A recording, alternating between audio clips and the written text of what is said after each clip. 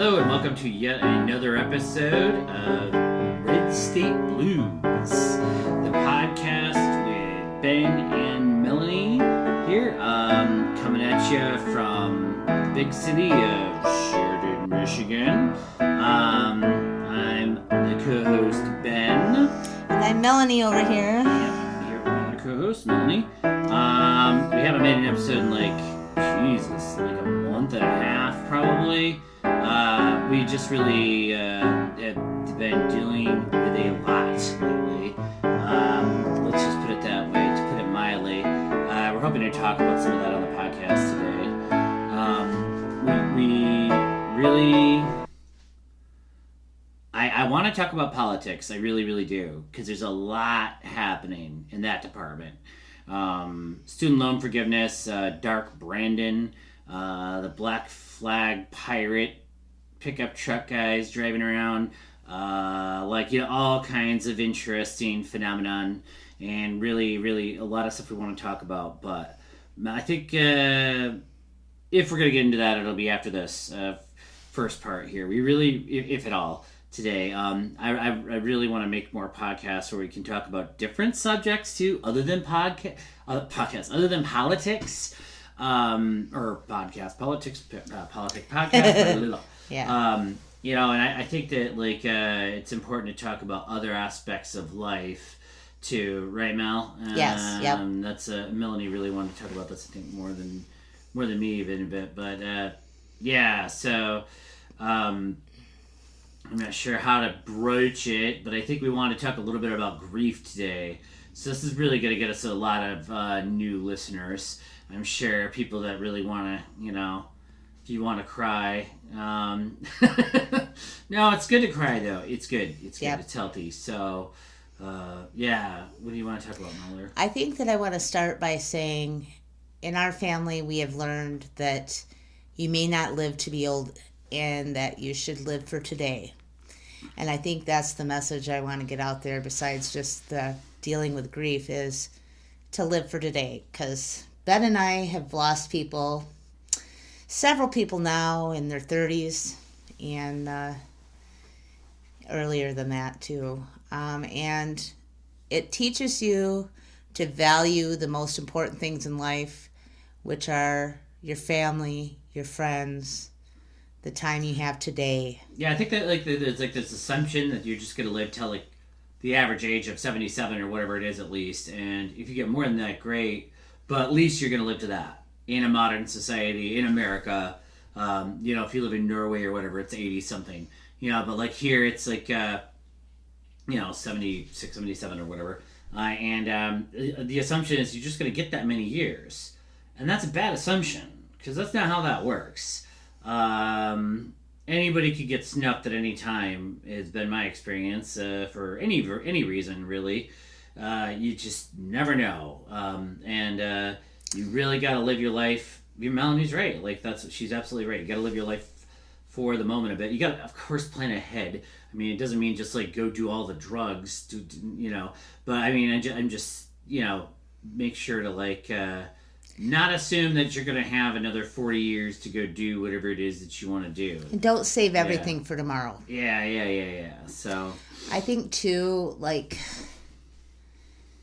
I want to put out there a little PSA about the medical industry too. We've had people die young of various things.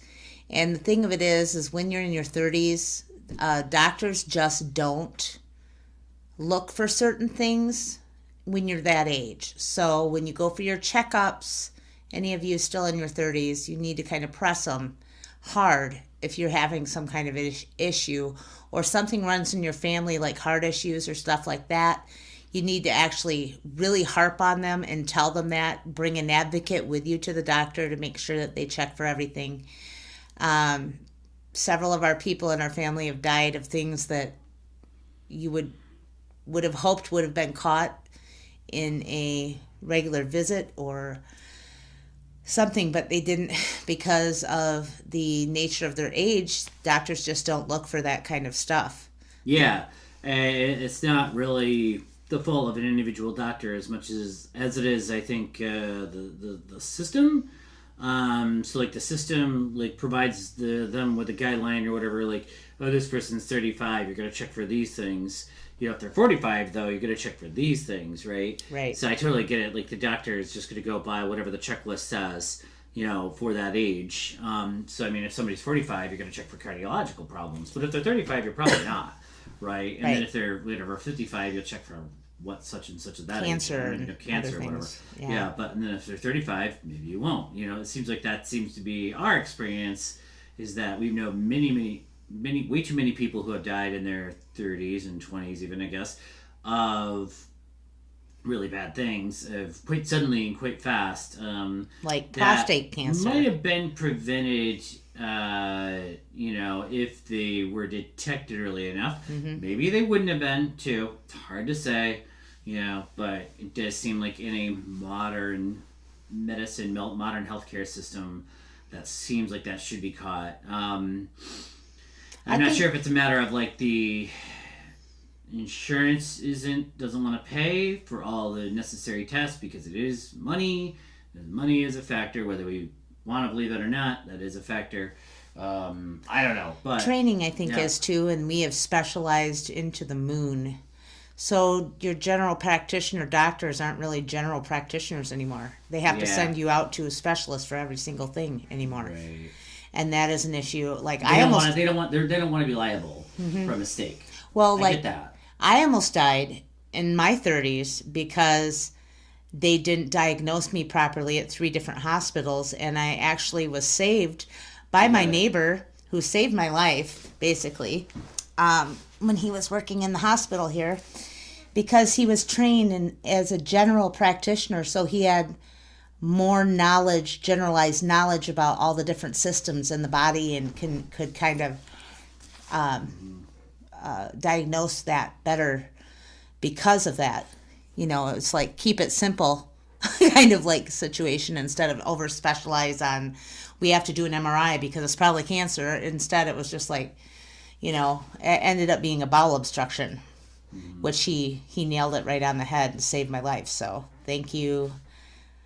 But anyways, that isn't always the case. And I don't know. It sounds like you're full of shit to me. Very funny. I was very much so. It was the most painful thing ever. So yes, and the grief cycle too. I wanted to talk a little bit about. As a person who's experienced great amount of loss in my life. I mean, I've lost my dad when I was 5. I lost my sister. I've lost all of my grandparents, my great aunts. Friends. I mean, anyways. Maybe we also need to be like teaching people that in our society that death's just part of life too. Yes. It's not like it's something that just like is a far-flung thing that happens to old people in assisted living facilities. You know, like that, and that seems to be our image of it, at least when we're teenagers, and it's just like, no, man, like that's just, it could happen to anybody anytime. You never know. And that's we need a sense of community and a closeness with death. We have removed death so much from our society and pushed it into a corner that when it does happen, people don't know how to deal with it. Yeah, they don't know how to deal with it. Deal with it at all. Yeah. Or like people who lived in tribes and stuff like that, nomadic hunter-gatherer peoples throughout history. Heck, not even that. I mean, lots of civilizations. It's not even about that aspect of life. Like lots of civilizations probably had better ways of dealing with it than ours, other than just sort of pretending it doesn't happen. Yep, shove it down. It's kind of a funny thing about this pandemic, I think, or the pandemic that's over now, but I mean, it's mostly over, you know, but I mean, like, it's not that it's completely over, but it mostly is, right, for most people. That, like, I think there was a lot of just shoving it down and ignoring, you know, pretending, you know, like an ostrich, that nothing's happening. Yep. You know, that's like a whole way, living the ostrich life is like a whole way of life. Right, for a lot of people, and it's you know, no, we're just gonna leave it to beaver lives and just pretend like nothing's wrong with the world as 1 million people die, you know, in one country, you know, like that actually seems really silly to me, actually, and I think that a lot of people have successfully done that, and they're just like, I don't know anybody who ever died, of this or that or the other thing. You know, it's just like, okay. Yeah, I've met so many Yeah. people that are way older than me that just haven't had the loss, and they fight with each other, and they value the wrong things. They don't understand. Yeah, right. Because you're worried about things that are like way Really mundane. don't matter. They don't matter. Yeah, they just don't matter, right? Yeah. So. And I think that certain cultures today do have more of like a ceremonial way of helping families and communities process grief better. And I wish that for our people in this country could maybe learn something from other cultures that do have those ways of dealing with grief and being close to it. You need to let the children see the body. You need to have a viewing sometimes and see that, yes, people die. Yeah. You need to know that. You need to know how to take care of a body. I mean, someone brings you into this world, and other people have to send you off. Our society, though, doesn't. I'm not sure that that's permitted. I understand what you're saying. I mean, there's like legal. You can't just like no. take care of a body. I don't. Like, well, you can in different that's cultures. Capitalist. That has nothing to do. What I'm saying is with the law. Our current. The understanding about it, though, that we are not. We are fed this idea that we're so individualized and we just have to take care of ourselves. Well, you know, when we come into the world, we're brought in with other people helping to bring us into the world. And then when we leave, other people, whether it be a funeral home or a family, depends on, Amish probably deal with it themselves. Well, in our society, that's what you do. You pay somebody to deal with it. Yeah. You pay a funeral home to deal with it. So we financialized it, you know. So there's, you know, group. So obviously there's people, I mean, you know, if you work in the funeral industry, you're going to be much more comfortable with it and be much more aware of it, you know, so than a lot of people that are not in that industry. Right. Which is most people, though. So that's, you know. In tribal societies such as ours, mine, the Anishinaabe people, we take care of the bodies. Funeral homes are involved in it, I suppose, with storing and having like areas where we can gather and things like that, viewings and stuff. But the family comes together to wash the body and dress the body and everything like that. There's a ceremony to it. And I think that it's something good because it isn't the direct family members doing that. It's like extended family members that would do the preparation of the body, because it would be too hard for a mother of their dealing with their child dying or you know, a spouse or whatnot. Other members of the family do that part, but it's still very caring.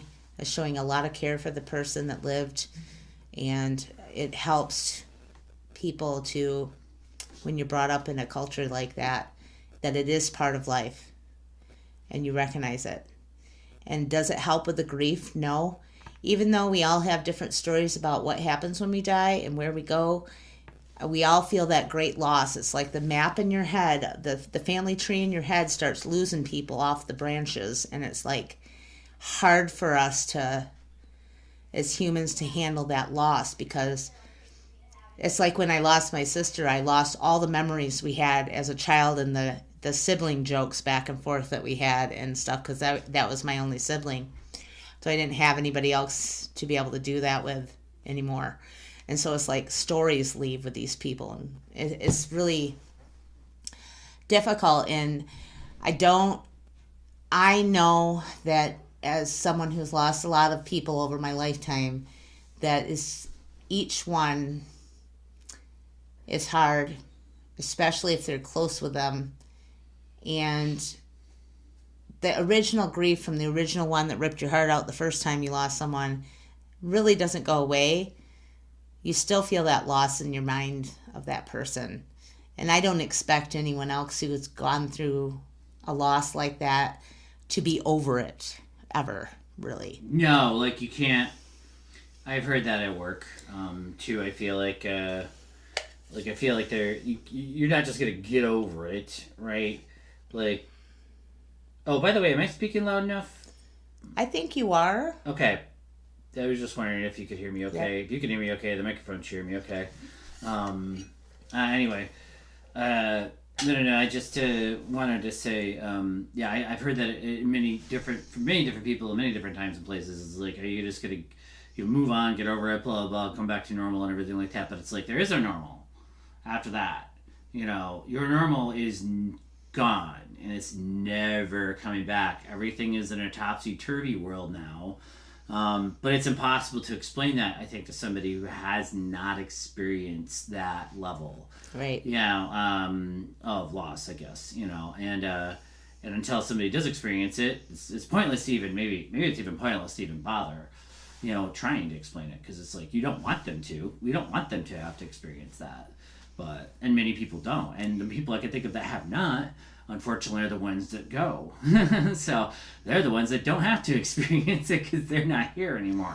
Right. So anyway, so that's how I feel. You're right. I totally agree with you about that. Like going back to getting over it, or going back to normal, quote unquote. It's just never. Things are never the same. Right. They're just not. You just continue in this new normal, this new world. It's like, you live in a new. It's like almost like you just shifted dimensions. Yep, it's a transformation. It's like that show Sliders from the '90s. Like, oh, you're in a new dimension now, and you have all new people and different people. Yep. And you used to be like with these people, but these people are in this other dimension now, and so in a way, it's like you just changed. Yep. Trajectories there or something. That's crazy, And it's life changing. I mean, when I lost my sister, it made me make completely different choices. I really think that if she hadn't died, we probably wouldn't be married, because I wouldn't have had the courage to ask you out. Yeah, you're probably right. It's true. Yeah, you're probably absolutely right. There's a lot of different choices I made different after my sister died besides us. I mean, changed my trajectory anyways of a lot of things that I did. I felt like after she passed away, because she was 7 years older than me, after she passed away, I didn't take it for granted anymore. I wanted to do everything now. I didn't want to waste time. I agree with you as far as like what you're saying there, because like I feel the same way after my brother died too, because our siblings both died at the same age, at completely different years, but they both died at 36, and mine was younger and yours was older. But I definitely feel like I never would have bought a motorcycle or done a lot of things like that if or taking a chance on moving and buying a bigger house and stuff like that if my brother wouldn't have died. So that's for sure. I'm trying to think. It has an effect. It hasn't. I haven't had time to see those changes take effect. Probably quite to the extent though that like you have. Yeah. Like so, come back to me in 15 to 20 years, and yeah, it'd probably be quite a big. I'd see a very big life trajectory change, branching from like choices I made in the years, the years just after my brother's death in 2018. So I understand. I think I totally agree with what you're saying. Yeah, because it's been like 17, almost 18 years since my sister died. That could be for good or for bad. I could see that going either way. So but it would definitely things like that definitely causes you to make choices you would not have chose to make. Yep. Otherwise, and do things you wouldn't have possibly. So yep. It kind of goes back to like it's like that's shifted dimensions. So suddenly it's like a new, not even just new people sometimes, or lack of people, I guess it could be, but it could be like completely different choices. You know what I mean? As far as like completely different things, different places.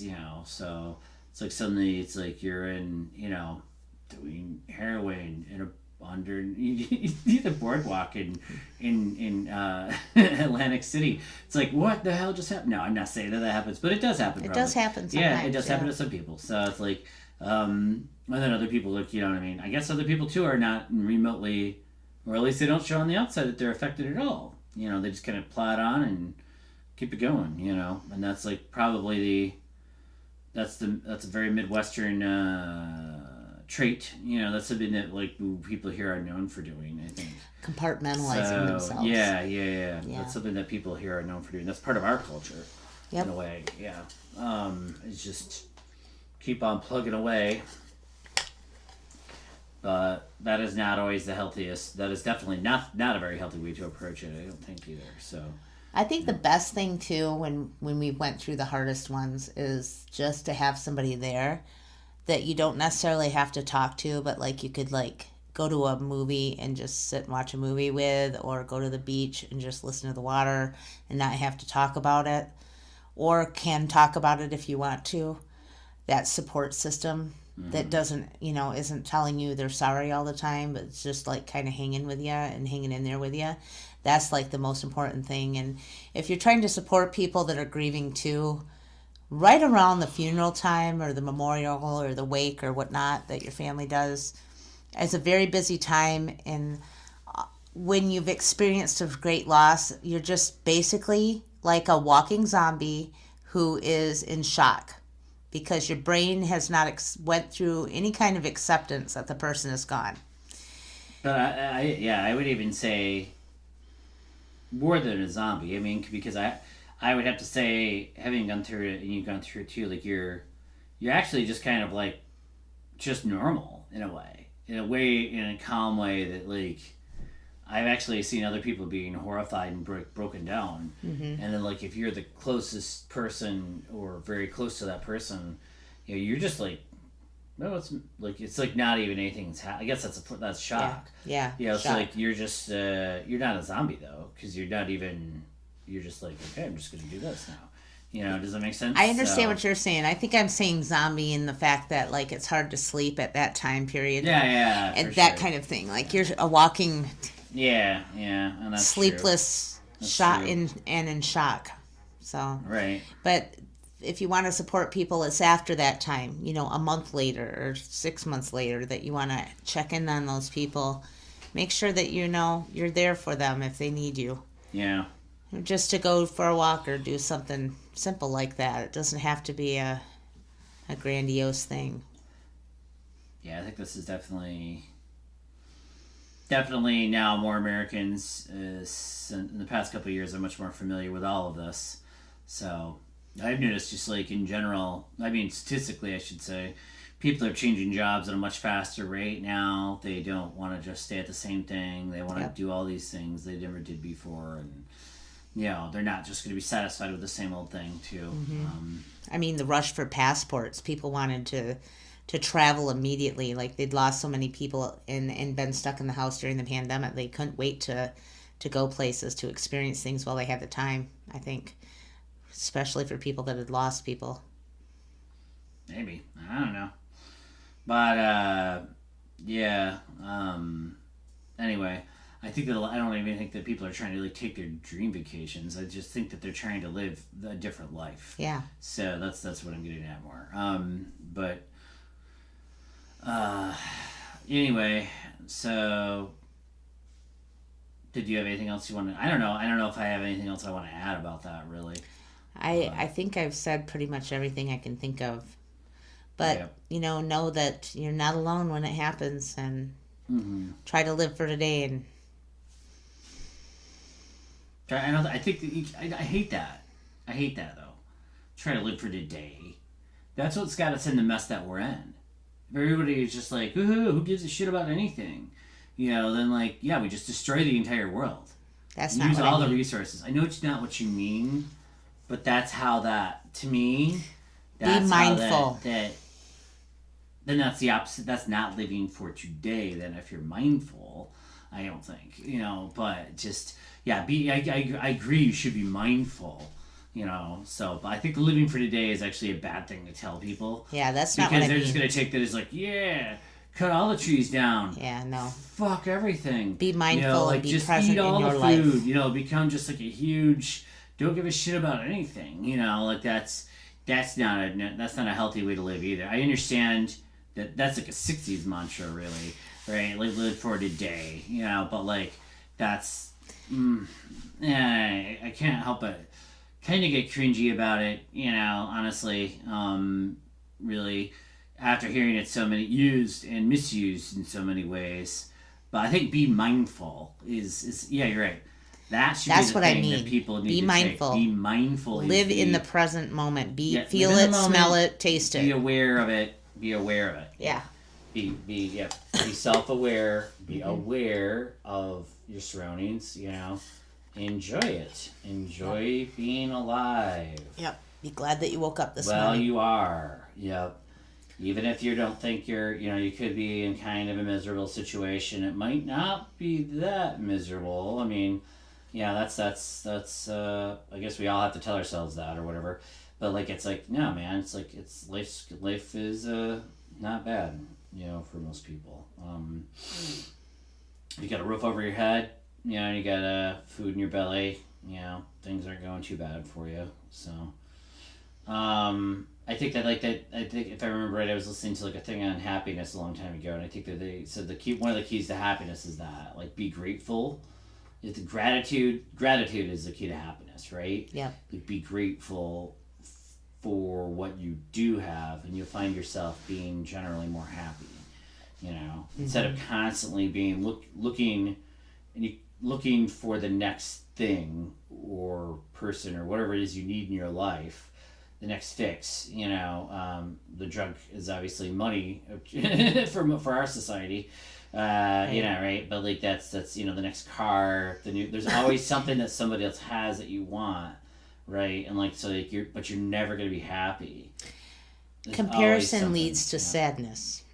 Gratefulness leads to happiness. I think that it's perpetuated by our system now in a way. So that's where this bleeds over into politics. Mm-hmm. Now we're bleeding over into politics. Yeah, okay. Back to our bitching and moaning about the systems. Yeah, fuck you, Adam Smith, and your free hand of the market. So anyway, it's important to ignore advertising, ignore all that, or be aware of it. Be aware of the advertising at least. It's never going to go away. There's never going to be a shortage of people to compare yourself to, things that you want to buy, stuff like that. You have to just be aware of it and just realize that is not lead. A new car it'll lead to happiness temporarily. It's not that it won't lead to happiness at all, but I mean that will fade. Quite quickly in most cases. So you get the new thing. It's not that you don't need a new car. I mean, I get it, but just be aware that that's all it is. It's just a thing. It's not going to make you... Anyway. Right. So, I listened to a thing about this somewhere, I don't remember, but... very Dalai Lama-esque, it's quotes, true, though. Right? But, I listened to it. Yeah, that's right. It was a Sam Harris podcast. Yeah, he had a guest on who was talking about it. And it was sort of a philosophical type thing, anyway, on happiness. And the guy, teaches a course on happiness. Anyway, and it's just that's the key, is to not just constantly you could be the richest person in the world and be completely unhappy. Yep. That was actually one of his big lessons, is he knew somebody who was specifically that, in that position, one of the richest, most widely famous peoples in the world, you know what I mean? And they were incredibly unhappy, right? With their life, and they think they've done nothing, and that's, you can never, gotta get yourself out of that mindset, right? So. Yep. Yeah, I agree. Anyway. And that's the myth everybody buys into. It's I'm going to win the lotto, and I'm going to be the happiest person in the world. And lots of times the lotto winners are the most miserable people in the world. I don't know if that's the case either.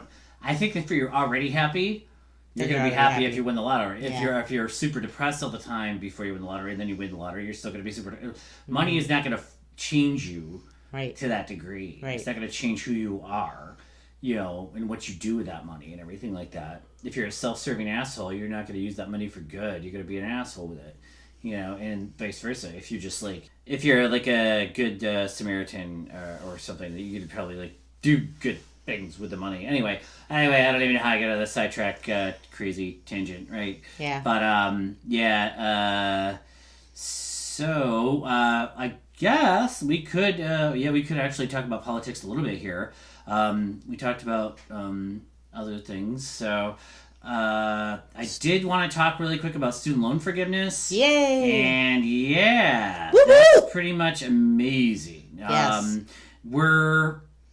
obviously pretty far to the left on the spectrum, but I feel like if they're going to give every single business owner and every single business everywhere a shit ton of money for pandemic aid, the least they can do is, give people who went to college some money, I guess, too.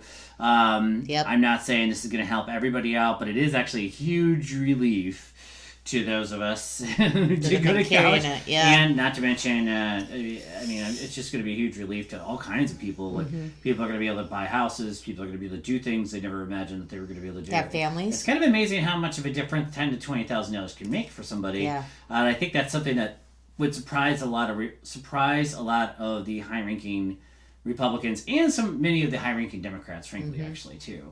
That I think some of the high-ranking Democrats voted for the bill in the Senate just because they thought they had to.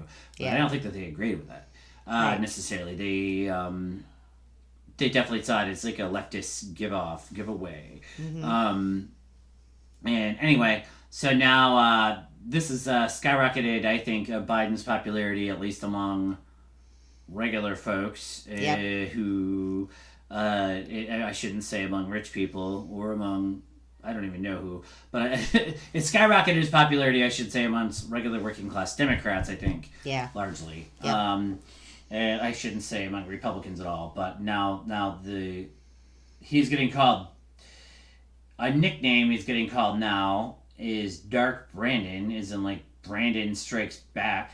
Like he's like everybody was going around and I see like with these fuck Brandon flags, which means fuck Biden, basically. And they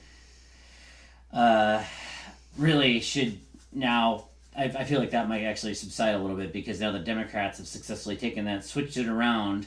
They're calling him Dark Brandon now, and there's like memes of him with laser eyes, like as if he's gonna like destroy you. Like he's like Emperor Palpatine, like getting revenge on everybody and doing all the things Bernie Sanders wanted him to do to begin with. I love the Twitter account too, right after the student loan forgiveness thing went through, and how... they're smacking the Twitter account, the White House's Twitter account is like smacking down hard all over the place on people. They got like somebody in charge of that who's like really, really smart and really, really good at social media. So, and actually I think she's kind of like, from what I was reading on Reddit, actually I think she's kind of famous for it. They actually hired somebody who's like specifically good at that sort of stuff. So she's like smacking everybody down on Twitter as if Twitter matters at all, but apparently it does in the media. It doesn't matter to anybody else at all in the world. Right. But it matters to the media for some reason a lot. Anyway, just want to talk about Dark Brandon. I think that's really, really awesome. He got, what do you think? We haven't even done a podcast for like a month and a half here because we've had like so many things happening in our lives that's just been completely insane. But including having foster kids here and everything else. Oh my God, it's been absolutely insane. Death in the family. So, the month before that, it was two of our elders kept taking turns in the hospital. I would actually like to make a podcast all about the foster system now that I feel like a little bit more free to talk about that. Yeah. Because we're pretty much done with that now. So I definitely feel like we should. That's a podcast all unto itself. Yep. I would love to make a podcast just about the foster care system, though. So I would also like. I think I could. Speaking of that, I mean, I think that's a lot. You could relate grief to that too. Yeah, that's what I was trying to say earlier about when our foster kids will go and leave. Yeah, there's a lot of grief that happens every single time. It's like they're losing their family, and all over again. You know, and it's like, just really, really tragic. So, not quite the same in some ways, but it's similar. I'm sure the brain is just reacting in a similar way. And, right. Yeah. So. Yep. And they have so little control over their situation. Foster kids do. It's hard for an adult to understand because we can always just like go wherever we want, do what we please for the most part. In reality, whether we let ourselves do that or not, that's different. But I mean, we can, and we can choose to visit and talk to the people that we want to talk to. Right. Where if you're, a little kid, you have no choice in these matters. You're just getting shifted around. Yeah, you can't even call them because you don't have a phone. No, you don't have a phone. You don't have any way of communicating with anybody.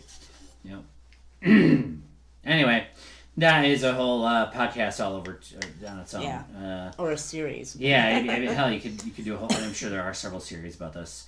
Speaking of that too, I did actually look up our name. We changed our name to Red State Blues because I thought it was really cool because it's something I came up with like several years ago. It was a YouTube channel that I never did anything with. And then I looked it up, and actually there are several other. Well, there's at least a couple other podcasts that are called Red State Blues. I'm still not changing it and keeping it because I did it first. But I don't want to, I suppose if I get sued or something, I will change it. I don't think that I'm important enough to matter. So, let's just say that. But I really like the name Red State Blues, so I'm just keeping it. God damn it. You can't stop. Well, yeah, they can't stop me, I suppose. Well, we'll see. They would go and search the internet for who came up with it first, who popped up with it first. I don't think it's worth the protracted legal battle, honestly. Maybe, but maybe it would be. I doubt it. Yeah, so I'm not stealing the name from somebody else. I do feel like I came up with it first. And if you look through the records of YouTube, I created a YouTube channel many, many years ago. Yep. I, however, did not create a podcast on Apple Podcasts with that name many years ago. Somebody else did last year. And they're allowed to, and that's fine. As far as I can tell, they haven't made any new episodes since 2021. For like a couple of years now, even. Yeah. A year and a half. So it's like, I don't think that they should even care that we're doing this. Right. But they are definitely of a political nature. So, and that is actually a similar thing here. So, another really quick thing too. I have not listened to it, but I'm really, really happy to say there is a new podcast that came out. It looks like it's a Macomb County related podcast where they're going around like reviewing different businesses and stuff like that. Did you catch the name of that one? No. Let me look it up really quick here, but I just want to give them a shout out. So, if you can go ahead here, hold on. Yeah. We saw that, and I think the episode that I found. It came across my Facebook. They had interviewed the owner of Busy Bee Embroidery, which is kind of interesting. And I'm glad that someone else is trying to highlight this area. I mean, even though they're doing businesses and we're doing politics, but that's great. I'm excited about it. I feel like we're like the seedy, dirty underbelly of the podcast well, world. Yeah. And that's totally the case. We're not actually like doing anything good for our, what that way. We're just expressing our crazy ass opinions, which you do not have to agree with, and probably I'm sure most people do not agree with. But on whatever. But I am happy, really happy that there are a group of people going around interviewing local businesses. That's for sure, and getting their names out there. That can only help. I am happy that it can only help this. Oh yeah, okay. It's called Discover Macomb podcast. So that's great. So so everybody should go out and listen to Discover Macomb podcast. They have a website, they have a Facebook, they have everything. You're right. They interview business leaders and people who own businesses and stuff like that. So please listen to their podcast. We need to support our local businesses. So. All right. I'm trying to think if there's anything else to catch up with here. Yep, go ahead. The black flags. We wanted to discuss the truck black flags. So yeah, what's up with that? Okay, yeah. I was going to look that up right now. I actually already looked it up. It's kind of like a pirate flag. But yeah, okay. Black flag essentially means give no quarter. So it means, so when you see a black truck flag, I guess they're pirates apparently. But land pirates. Yeah, land pirates. So I've been seeing it more and more. Yeah, me too. And I guess that I was curious as to what the heck it meant, but I did end up looking it up, and there was a Reddit thread about it, and people are talking about it, and like I'm subscribed to the Grand Rapids subreddit and stuff like that, so you hear all about semi-local stuff. Anyway, so apparently it means give no quarter, and it's sort of a guess don't get in their way. I don't know if they're going to run over you. They will use deadly force for whatever reason. They will use deadly force. They will use deadly force for any reason. Apparently they feel is necessary, so they're saying that they're the law. I mean, Oh, this is saying it's like an anarchy flag. Interesting. I'm not sure if they're going for anarchy. I kind of assume they're going for gun rights. Yeah, or and something. they're saying that they have the right to use their guns for any reason they want. And oh yeah, it means they're allowed to use lethal violence, or they're willing to use lethal violence against the perceived enemies, according to the Buck County Courier-Times here, wherever that is. They what they're trying to say is that they're essentially any non-Trumper who threatens their washed-out retrograde vision of what the U.S. is supposed to look like, how they believe democracy is supposed to function, or what they think freedom is. So basically, if you disagree with them in any way, shape, or form, they're saying that they're basically like a pro-Trump type person who has guns. And that's basically, they're flying the flag that we have guns and we're not afraid to use our guns. We will use our guns. As if everybody around here doesn't have guns. We all have guns, okay? Yeah. Okay, if you're listening to this and you hate me, and you're one of these guys, I have guns, we all have guns, everybody has guns, okay? There's anybody around who doesn't have guns. So just stop with that. That's just dumb. Yep. All right? Everybody has fucking guns. We live in Malcolm County. Jesus Christ. Everybody I know had guns growing up. Everybody shot guns with the time they were like the fucking age of 10 or whatever the fuck. Yep. You know what I mean? Like, no one is unfamiliar with guns around here. You're not the only person that just like figured out what a gun was. Or a fucking truck. Jesus fucking Christ. My first fucking car was a truck and I fucking hated it. You know, like, that makes me mad. Yeah. You know, like, it's just like, oh my god, you finally figured out what a gun and a truck is. I feel like somebody from the city moved up here and just like decided that they invented guns and trucks or something. And like, oh wow, look at me. I have a gun and a truck. Mm-hmm. Ooh, I'm special. Yeah, it's just like, no, you're not. Okay? Sorry. Everybody around here has a fucking gun. Okay? Yep. So anyway, that's my issue with that one. Yep, we all have guns. Yay, good for you. You got a gun. Saying you're willing to go to prison for the rest of your life, I guess that's new. So you're basically just expressing to the cops that you are insane and you're going to be a target for cops. That's what I think. Yep. You're not... Sort of like the guy, too, that we saw online there that was seen in Comstock Park. Mm-hmm.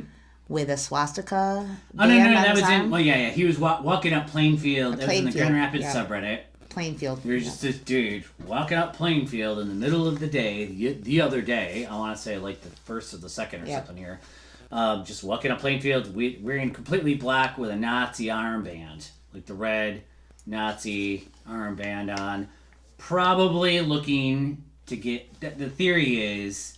Because there's people immediately in the subreddit say, tell me where the fuck he is, I'm going to fucking get him. It's just like, no, man, he's waiting for that. He wants to shoot somebody in broad daylight. Mm-hmm. He wants to kill somebody. He's using this to have... He's like, he knows he's going to get attacked. Yep. He has a gun, and he's hoping that he gets to use it. Right. So don't give that person what they want. Don't make them famous. Yeah, they want to be famous. If you're doing that, if you're walking up and down Plainfield in broad daylight with a Nazi flag, you're looking for something. You're looking for a reason to kill somebody. Yep. You want to kill somebody. You're looking for a legal reason though, and you're thinking that like, get off because they're going to attack me. Ha ha ha. And that's probably not the case because they're going to say you provoked them. But I mean, still, whatever. In their mind, their twisted mind, don't give them that. Right. Don't let them do that. No. Nope. Yeah. Best thing you can do is icky them. It's kind of like with these the black flag thing is a little bit. Yeah. You're right. And the people who just say fuck Biden. Mm-hmm. Just the best thing you can do is ignore it. Yep. There's like a giant sign, a giant fuck Biden sign. Where was it?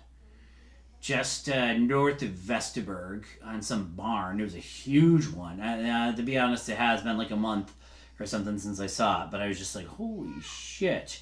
Yeah, like it's just man. And I think that like. The first thought is like, oh man, I'm going to get some eggs. I'm going to like throw eggs at that sign. I'm going to like mess up that sign. I'm going to spray graffiti on that sign. But no, man, that's what they want. They would immediately post that and post pictures of it all over the place. I'm sure they have a million videos. Mm-hmm. It's like, don't give them what they want. Nope. They want to be, they want to be offended. They want to be attacked. They want to be, they want to be the victim. Right. They want to be the victim. Don't give them that. Right? Right. So, anyway, Go ahead. Sorry. There was one more thing I wanted to talk about. I'm seeing this thrown around a lot on social media, and now it's like in NPR. Is this new term called quiet quitting? Mm-hmm. And quiet quitting is where like you go to work and you do the quote unquote bare minimum. You just do your job. Or you do your job and you don't do actually extras. do anything else. Yeah. And you don't answer the phone after hours and all that kind of stuff. I remember that. And they're calling it quiet quitting. I think that is a bunch of baloney. No, that's actually just doing your job. It's some yeah. Yeah, that's like, oh, okay, that's what you can do if you have. I hate to say this. I'm not saying this is good or bad. I'm not. It's good to answer your phone if your boss calls, but you don't have to answer your phone. If you have a union, though, yep, that's the point of a union, right? So you don't have to work off the clock, right? And that's if having a union is quiet quitting, I don't really understand why that's quiet quitting. It doesn't mean just doing the basic minimum, but I mean it does kind of mean that in a way. Like there are certain things that you have to do. Yep. And there are certain things you do not have to do, and you cannot do. Right. You know, and that's the point of the union. And I think that like that just is another thing saying like these workers need unions. You know, you have to have guidelines because if Yeah. you don't, an employer will be like, "Well, I need you Monday through Sunday, and I need you 24 hours a day, and I need you here and there and everywhere, and doing everybody's job." I feel like with a remote job, it's really Yeah. easy to take advantage of somebody Yeah, who's working a remote definitely. job, who they expect they can abuse and use if you're working remotely. Where I feel like if you go in real life, it's harder to do that to somebody's face. Yep. So I do find myself sympathetic with which I've never had a remote job. So I guess, I mean, I'm not a remote worker and I'm not sure, but I feel like that could easily happen to, which I know, boohoo, white collar remote workers, you know, and that very attitude could cause those people to be really used and misused. So you're going to make them work all the time, you know, working on their project, working on whatever it is they're working on, constantly on call, constantly on video, you know, where if it was face to face, most people would have a harder time abusing somebody to that degree. Right. So I could see how that is definitely probably happening, you know, to people who are working from home, call centers from home. They're probably making them work all kinds of crazy hours, 12 hours a day, you know, working from home as a person who answers the phone, right? Yep. Where that'd be much more difficult. Not that they never would do it. They would do it, but it'd be temporary, at least, you know, if it was a regular call center, cubicle situation. Yep. So, anyway. Yeah, I think it But happened. that has nothing to do with quiet quitting. That was a separate thing, but I think that happens too with like nursing and stuff like that, like travel nursing and different kind of traveling jobs besides remote jobs. Like some of the therapists and stuff and social workers that have to go to house, I think they lean on them to be into their home life hours, answering calls and doing emails. But I would say the thing is with those jobs, at least, is that they're compensated for it very well comparatively to, I think, a lot of like people. If your job is to answer the phone, you're not being very well paid. Correct. Probably compared to somebody like that. Right, nurses would be, but I don't know about caseworkers. No, I don't know about that. Your social workers and teachers, anybody in that field is not getting compensated very well at all. No. Nurses are very well compensated. Healthcare workers, because there's such dire need, they have to pay them. I feel like social workers and teachers, anybody in the educational system is highly disregarded and underpaid and horribly used horribly, expected to buy their own things off the clock, expected to run around doing shopping for their students and stuff. Basically, it's insane. So they need to be compensated, I think. At least teachers have unions, so at least there's certain duties that they have to do and certain duties they don't have to do. But I'm not sure if that, you know, if some kid needs something, though, you're not going to not do it for them. Because do it. People are in those industries because they have a heart. Yeah, right. Yep. So I hope that little term goes away from the media soon, because I think it's baloney. And I just think it's a reason to unionize. That's all. Quiet quitting is not anything. It's bullshit. I have heard that unions are at the highest rate in like a long time, popularity wise. Yeah, that's I have great. heard that too, and they are making inroads all across the board. The Teamsters are. All these different big unions are making inroads in all kinds of industries they've never made. I think I just read an article about, like, just randomly popped up on my feed, how the Google cafeteria workers, there's like 4,000 of them, they're all unionized now, and they didn't even make a thing out of it, but they all got a really good union. That's because awesome. They didn't even, during the pandemic anyway, they unionized and everything like that, and they didn't share in any of the wealth that Google has. You know, like if you're a programmer for Google, you do. If you're like somebody like that, But if you're a cafeteria worker for Google, you just get shit on. Right. You know, and that's they're a third party company or something like that, but they unionize. You know, so I think there's all kinds of places and things like that you know, that's really really good to hear. Yeah. Yep. So I just wanted to mention that. That's great. Boy, it's been so long since we've done this. It's kind of hard to get back into the swing of it.